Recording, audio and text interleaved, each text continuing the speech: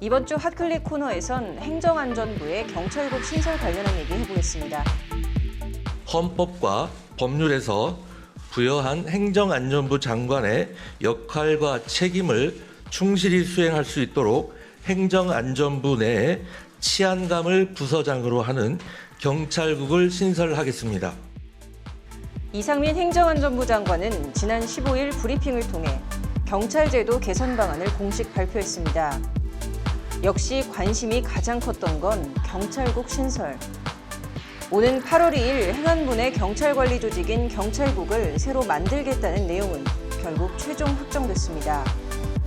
이로써 지난 1991년 내무부 산하 치안본부가 경찰청으로 분리돼 승격한 지 31년 만에 행안부 내 경찰 관련 업무 조직이 신설되는 겁니다.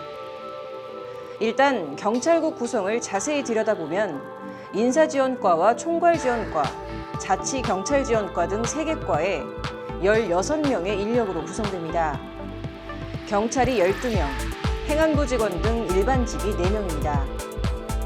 이들은 경찰 관련 중요 정책과 법령의 국무회의 상정 업무를 담당하며 총경 이상 경찰 공무원에 대한 임용제청권과 국가경찰위원회 안건 부의, 자치경찰 지원 등의 업무도 수행할 예정입니다. 경찰국장엔 치안감 계급의 경찰을 임명하고 총경 이상 경찰에 대한 임용제청 등의 업무를 하는 인사지원과는 전체 인원을 경찰로 배치하기로 했습니다.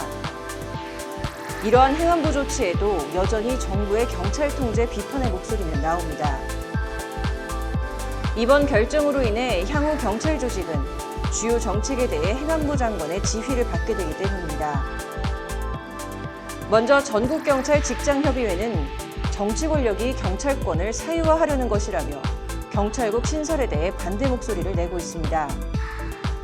직협은 지난 18일 입장문을 내고 행안부는 현행 경찰제도의 역사적 성립 절차를 이해하지 못한 채 현 제도의 문제점만에 부각해 경찰국을 신설하려 한다며 경찰의 중립성과 독립성을 침해하는 심각한 행위라고 꼬집었습니다. 나아가 경찰 행정 최고심의기구인 국가경찰위원회 역시 절차상 하자가 있다는 의견을 내며 제동을 걸었습니다. 경찰위는 먼저 경찰법을 근거로 경찰이 패싱을 지적했습니다.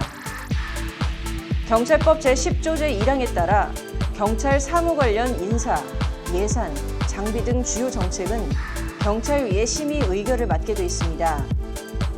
그러나 행정안전부 장관의 소속청장 지휘에 관한 규칙 제정안이 경찰이 심의 의결 대상임에도 이를 거치지 않아 절차상 문제가 있다는 겁니다. 경찰위는 특히 중요 정책 수립 및 시행에 필요하다고 인정돼 장관이 요청하는 사항은 경찰청장이 보고하도록 규정한 이 제정안 제2조 제3항 제5호는 반드시 삭제해야 한다고 강조했습니다. 해당 규정은 포괄적이고 불분명해 장관이 치안 사무에 개입할 여지가 많다는 이유에서입니다.